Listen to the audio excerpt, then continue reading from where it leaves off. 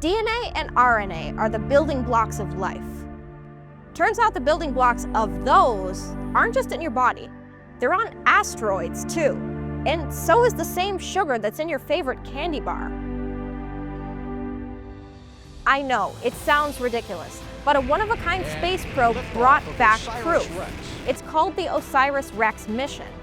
Back in 2021, it scooped up a sample of space dust, brought it back home, and now, finally, after years of quiet research, the analysis is in. And so is the truth about how some of life's most unusual compounds, critical to all life here on Earth, ended up on a space rock. And why a handful of scientists say it might just be the key to the secret of consciousness. What really happened to the OSIRIS-REx mission? What makes asteroid Bennu a one-in-many-million space rock? And how is it possible that the most fundamental parts of living beings are floating out there in the cold darkness of space? Plus, could this space dust hold the key to ending the age-old debate? Are mind and matter the same? Join me as we unravel all this and much more and enter the Codex Legendarium. I'm Shelby Melanson.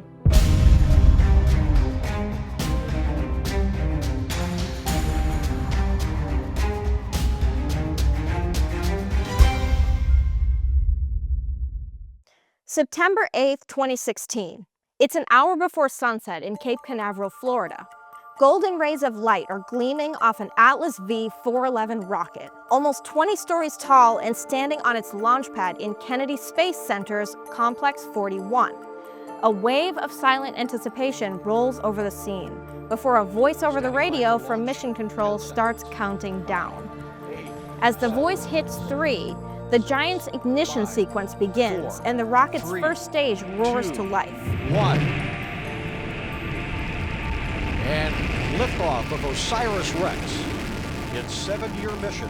Moments later, pillars of fire and clouds of exhaust erupt, defying gravity and pushing Atlas towards the blue, pink, and purple horizon. It was an exactly perfect launch, according to the mission's chief investigator. Atop that rocket was NASA's OSIRIS-REx space probe, or, if you go by its full name, the Origins Spectral Interpretation, Resource Identification, and Security Regolith Explorer. Say that 5 times fast. Its job was simple, except not simple at all. Make the 2-year, 3-month journey to a near-Earth asteroid called 101955 Bennu. Spend another 2 years flying around it to map every detail of its surface, pick a good spot to collect a sample, briefly land on the surface at the site, dubbed Nightingale, to grab a handful of space dust, called regolith, via a sample acquisition method literally called touch and go. Orbit for another 6 months to observe the impacts of the touch and go, and then, finally, reignite its engine, fly home, and deliver the sample to Earth. And on September 24, 2023, that's exactly what it did. OSIRIS released its capsule with the Bennu sample just above Earth's atmosphere. The capsule touched down in Utah and was then rushed to NASA's Johnson Space Center in Houston, Texas. The spacecraft itself headed back out into space on its next mission right after the drop-off. More on that later. The trip made it the first ever mission to collect and deliver a sample from an asteroid in space to Earth. This mission made Bennu one of the top 3 most explored asteroids in the entire solar system. Little did they know, they were about to uncover something beyond their wildest dreams.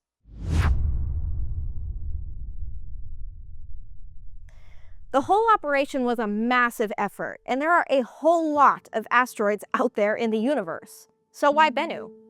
First of all, the asteroid is one of about 7,000 what are called near-Earth objects, meaning it orbits a similar distance away from our sun as Earth does. That's compared to most other asteroids, which are in the asteroid belt. Duh. Being close to Earth is very, very important given our current abilities of space exploration and just how ridiculously long of a time it takes us to travel even a short distance to nearby objects in space. I talked about this a bunch in my video about NASA's planet hunting Kepler mission, so check that one out for more info. As for the other qualifications, scientists also needed an asteroid that wouldn't spin too much so a sample could safely be collected, meaning it had to be a certain size. Something funny they didn't expect is that the material making up Bennu is actually so soft that it almost swallowed up the probe when it touched down to collect the sample. They also wanted a special kind of carbon-rich space rock, which hasn't changed much from the early days of the creation of our solar system. Think about that. Just like what rocks here on Earth can tell us about the history of our planet, getting our hands on space rock can tell us a lot more about the origins of our own universe, since it hasn't been subject to eons of erosion and plate tectonics here on Earth. Bennu was one of just 5 asteroids known in 2008 when the mission was organized that had all of these qualities. But there's something else. It's also a potentially hazardous asteroid because, basically, it has a 1 in 1750 chance of hitting Earth between the years 2178 and 2290. If we do hit that unlucky dice roll, it would spell very bad news for people roughly 6 generations from now. Bennu is around 1,600 feet long, slightly longer than the Empire State Building is tall, and smashing into Earth would end up with an explosion with roughly the power of 22 atomic bombs. That's not enough to wipe out all of Earth's residents, but it would wreak a lot of havoc. Thankfully, that's very, very, very unlikely. A fun side note, Bennu was originally named 1999 RQ36 after the date it was found, but its forever name actually came from a global naming contest. They picked it to echo the famous mythological Bennu bird from ancient Egypt. It was a cornerstone of the cycle of rebirth and, most importantly, creation. The legend says that the bird created itself from a fire in a holy tree inside the Temple of the Sun, a lot like the Phoenix legend. From there, it flew over the waters of Nun, basically a primordial ocean, perched on a rock and cried out, giving the instructions for the nature of creation. It's a nice parallel to an asteroid that might hold clues to the formation of the solar system, isn't it? And it's especially fitting since the OSIRIS spacecraft is named after the Egyptian god of the underworld. Back to the main question here. What did they find on Bennu? A quick side note here, if you're enjoying this episode and you're into mysteries, space, science, storytelling, and culture, please take a second to hit the like button and subscribe for a lot more. Codex is a super young channel still, and telling YouTube that you're liking what you're seeing really helps get the word out. Okay, so when scientists opened the canister, a ton of analysis and chemical testing began. And 2 years later, those findings finally have come to light. Remember we mentioned Bennu is a near-Earth asteroid? Well, turns out it wasn't always. It began its life in the outer reaches of our solar system around 4.6 billion years ago, and has material in it that's older than the solar system, and even traces of interstellar space rock, as in space rock from other galaxies. But that's not why you clicked on this video.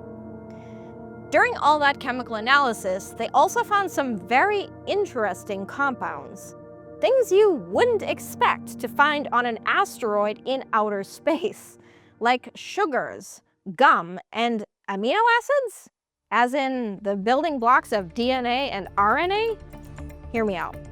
According to researchers at Japan's Tohoku University, Bennu's space dust includes 2 sugars, the 5-carbon compound ribose, which has also been found on 2 meteorites in the past, and for the first time ever, the 6-carbon sugar glucose. Now, glucose is well known here on planet Earth as the main source of energy that powers your body. It's also the main sugar in your bloodstream. So, at its simplest, glucose equals food. On the other hand, ribose is a main part of ribonucleic acid, or RNA.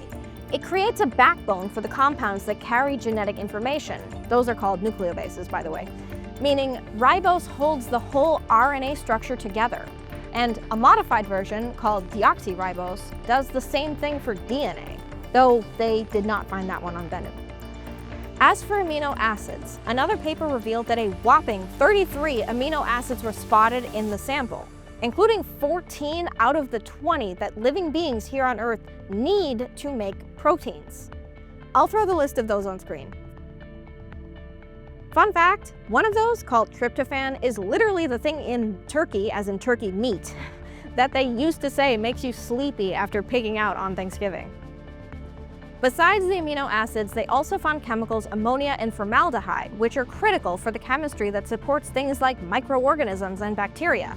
Not to mention a mysterious kind of space gum that scientists say might have had a role in triggering the creation of life on Earth, and probably comes from, quote, the beginning of the beginning.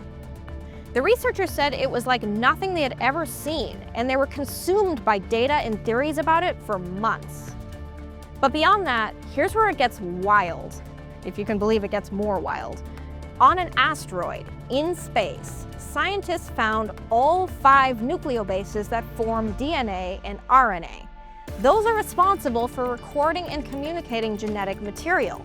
In other words, the instructions for how to create life. Here's the explanation from the lead scientist on the Japan paper. Quote, all 5 nucleobases used to construct both DNA and RNA, along with phosphates, have already been found in the Bennu samples brought to Earth by OSIRIS-REx. He continues, the new discovery of ribose means that all of the components to form the molecule RNA are present in Bennu. Stop and think about how crazy this is for a second. RNA is responsible for all kinds of stuff in living beings. Everything from regulating chemical reactions to serving as messengers for DNA. And the thing is, every single living thing on Earth has RNA. Life could literally not exist without it. Well, DNA is the instruction manual for building complex life. And the fact that the elements needed to make them, plus the food, sugars, needed to feed them, are scattered throughout the entire universe and come from a time several billion years ago, I'll let you decide the significance of that. Okay, what does any of this mean? Well, to exactly no one's surprise, NASA's statement was quick to clarify that, okay, well, let me just read you this quote. The findings do not show evidence for life itself, but they do suggest the conditions necessary for the emergence of life were widespread across the early solar system, increasing the odds life could have formed on other planets and moons. Some scientists theorize that asteroids carrying these materials, aka primordial soup, might have actually planted the seeds for life on Earth by crash landing onto our very young planet a few billion years ago. Personally, I lean towards a different theory, but as always, you make up your own mind. So, the building blocks of life as we know it are scattered through space, preserved from the earliest formation of the universe. That's already pretty freaking cool. But what if I told you there was another even deeper theory? What if, out there in space, there aren't just the building blocks of life, but the building blocks of consciousness? Before the Bennu samples came back, the lead planetary scientist who led the OSIRIS-REx mission, Dr. Dante Loretta, read an interesting paper about carbon molecules and consciousness. It came from Dr. Stuart Hameroff, a former anesthesiologist and one of the world's leading researchers on consciousness. As it turned out, they were actually colleagues at the University of Arizona. Loretta asked Hameroff exactly how one might find signs of consciousness in the material that would later come back from Bennu. It must have been a great conversation because in December 2021, they gave a lecture together called Astrobiology and Astroconsciousness. And according to the RSVP, it was all about how Loretta was hoping to find a special kind of organic compound in the Bennu sample, one that Hameroff says might, quote, host quantum coherence essential to life and consciousness. Like, what? That lecture also must have gone well because they did another one in April 2024 titled Consciousness and Cosmology, exploring the origins of consciousness, the asteroid Bennu, and artificial brains. Plus, the theme for Loretta's part of that discussion was listed as, quote, of life and consciousness from the asteroid Bennu. Okay, so all of that said, how is any of this actually supposed to work? Here's the short version. Lots of scientists believe that humans produce consciousness inside the brain. But a number of others, like Hameroff and his collaborator, physicist and Nobel laureate Roger Penrose, check him out if you're into black holes, who say the brain is simply a tool to process consciousness. They say consciousness actually originates from somewhere else entirely. specifically a quantum wave that exists out in the universe. One of their other collaborators, who also spoke at that 2024 lecture, by the way, actually calls this the music of the universe.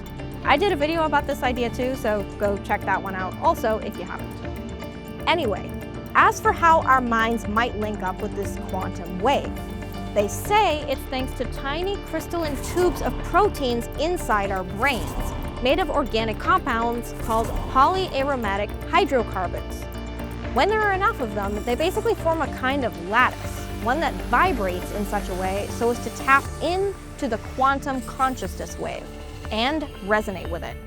They put the first steps of that theory to the test back in 2023, and they did find that quantum activity in the brain can happen inside these protein tubes.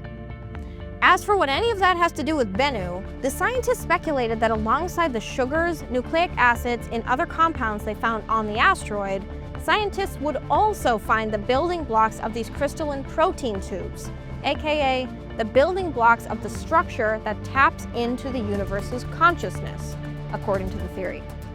So there you have it. Crazy, right? Full disclosure, I was not able to find any more recent research from these scientists on the subject, so it's hard to know what's happening with this research. Though, Loretta's University of Arizona Astrobiology Department did receive a $1 million grant to further this and related astronomy consciousness research back in 2024. So who knows? Stay tuned. The idea that consciousness could exist somewhere out there in the universe, outside our own brains, isn't a new one. The world of philosophy has been debating it since ancient times. You know the phrase mind over matter? Go back to the 17th century where Descartes was talking about dualism. Basically the idea that the mind and body, or brain, are separate substances or entities. Go back another 2,200 years or so to the 6th century BC, we had ancient Greek philosopher Thales of Miletus, who died like 75 years before Socrates, by the way. He was exploring theories that became what we might now know as panpsychism. It's basically the idea that all matter, as in literally everything, has consciousness, or some kind of mind, or even a soul. We still have a lot to learn about what's floating out there in the cosmos. OSIRIS, which got a rebrand to OSIRIS-APEX, is already headed back out to the stars to study another asteroid. As we travel deeper into the cosmos, marvel at its secrets, and get excited over how it always seems to reveal more questions than answers, it really gives keep an open mind new meaning. But what do you think? Will we find even more evidence when OSIRIS-APEX comes home in the 2030s? Or was Bennu a one-off? What do you make of finding the building blocks of life out there in the cosmos? Do you think an asteroid seeded life here on Earth? Or do you side with a more intelligent kind of design? And here's a big one. Do you think that matter and mind are one thing? Or is consciousness something greater than ourselves? I'd love to hear your thoughts in the comments. And if you have an idea for something you'd like to see a future episode on, let me know. And of course, if you've enjoyed this deep dive into mysteries, myths, culture, and science, please take a second to like and share this video. And if you want to see more, subscribe. It really, really helps get the word out. Until next time, stay curious. Thank you.